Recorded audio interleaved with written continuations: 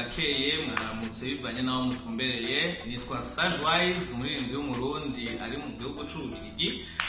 No munsi nkagomba kwabwira yuko mperuka gucrea label nshasha. Label ni ishirahamwe mu Kirundi yitwa Rockstar Kingdom. Iryo shirahamwe rero rikaba rikora ino mu Bubirigi, rikora kandi no mu Burundi, kuko dufise abaririmbyi twasinyishije contrat bakorana natwe bari mu Burundi n'abandi bari ino. Kandi si abarundi gusa barimo, harimo abantu b'imihingo itandukanye. Twarasinyishije umuririmbyi w'umukamerune, twarasinyishije n'abandi benshi bariko baraza dushobora kuzokorana vuba.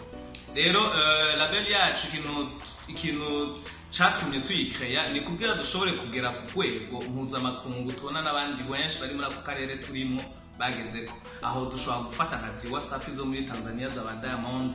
Suko badusumbije cane gose twabarundi ibintu bakora, ariko nuko bakoranye n'inguvu barashika ku kintu gikomeye. Iyo rero Rockstar Kingdom niyo objectif ya mbere dufise, niyo vision ya mbere dufise yo kuzoshikako. Twe rero turafise kandi n'indi objectif yindi vision no kugisumba izindi zose, ko umu artiste akorana natwe azoshika ku rwego azobatungishijwe n'ibikorwa akorana natwe. Kuri ivyo rero turahemba aba artiste bakorana natwe, ntitubahemba miliyoni canke amahera angana gute, ariko mu mahera y'amahosete azozanwa n'umuziki bakora, kuko indirimbo zacu tuzozigurisha mpuzamakungu, tuzozishira ku ma platform agira Tidal, Spotify, zande, kugira tugerageze kugera ku rwego tuzoza turinjiza amahera. Hanyuma kandi turafise n'andi ma service dupropose. Entreprise si y'umuziki gusa, irafise ibindi iproposa. Turafise andi ma service dupropose, ama service ya maquillage, ama service y'ibintu byose biri graphique, ajya ama carte d'invitation, ama carte de business, ama affiche, ibintu byose bishoboka. Turafise umu ingénieur graphique abikora. Turaproposa no kubaririmbyi gushobora kubakorera ama instrumental yabo, gushobora kubakorera ama video yabo, no gushobora kubakorera indirimbo zabo. Umuririmbyi abishatse turashobora kuvugana tukamukorera indirimbo yiwe igasohokera muri Rockstar, tukamuha voilà, tukayimuhereza yakoreye iwacu. Donc hanini ni nk'ibyo oye dukora. Nari kuronka akaryo ko gushobora kubibabwira byose, ariko kanya ni gatonya.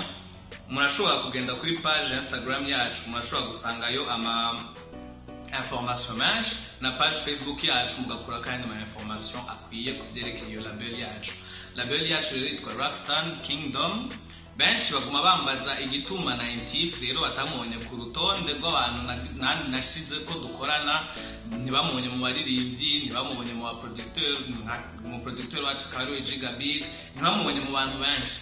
90 rero n'umugenzi wanje afise, novuga ati twese turakorana cyane, ariko afise ibintu byiwe arimwo, naje nkafite ibindi byanje ndimo. Naho dukorana so kuvuga ko ibintu byacu hanini bica byame imisi yose bifatanye. Afise ibyiwe arimwo, naje nkafite ibyanje ndimo, ariko nigisigura yuko tutakorana. No, turakorana bien sûr ibintu bimwe.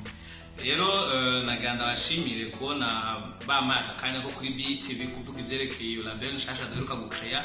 Ibikorwa byayo mukamugiye kubyumva vuba cyane gose. Murakoze.